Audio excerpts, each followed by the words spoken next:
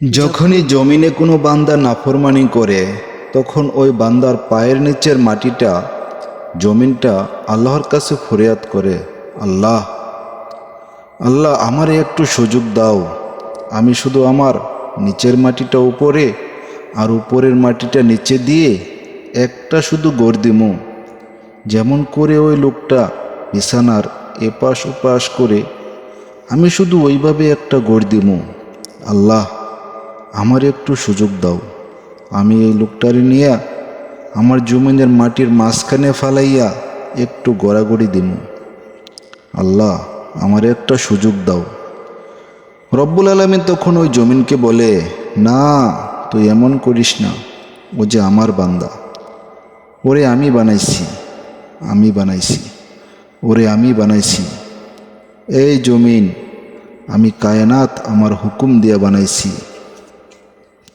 আর ওরে আমি হাত দিয়া বানাইছি, আমার হাত দিয়া বানাইছি, আমার হাতে বানাইছি, ওর নাক আমি লাগাইছি, ওর চোখ আমি লাগিয়েছি, ওর কান আমি লাগিয়েছি, ওর হাত আমি লাগাইছি। আরে আমি সেই মাওলা, যে মাওলা কুন বললে ফায়াকুন, যে মাওলা হও বললে হয়ে যায়। ওরে তো আমি এভাবে বানাই নাই, 9 মাস ওর মায়ের পেটে রাখছি, আমি নিজের হাতে ড্রয়িং করছি, নিজের হাতে একবার নাক লাগাইয়া 100 বার দেখছি, ঠিকমতো হয়েছে নি। একবার চোখ লাগাইয়া 1 কোটি বার দেখছি, ঠিকমতো হয়েছে নি। এইভাবে 9 মাস আমি তারে যত্ন করে সাজিয়ে আমি তারে এক মানুষ বানিয়ে এরপর আমি তাকে মায়ের পেট থেকে বের করেছি। যাকে আমি এত যত্ন করে বানাইলাম তারে এত অল্পতে কেমনে মেরে ফেলি? না, তুই একটু ক্ষান্ত হ, দেখি না ও তওবা করে কিনা, ও ফিরে আসে কিনা দেখি না। দুনিয়ার জমিনে কোনো সন্তান যদি রাগ করে বাবা মায়ের সাথে সম্পর্ক ছিন্ন করে 4 বছর 10 বছর পরে আবার ফিরে এসে যদি বলে, মা আমি ভুল করেছি, আমাকে মাফ করে দাও।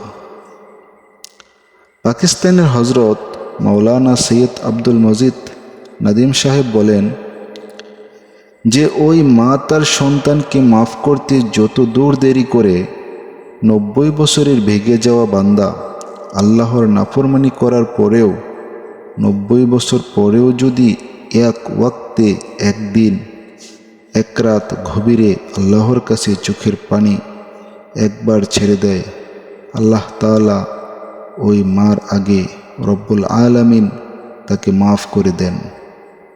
এমন যিনি, তার নাম আল্লাহ।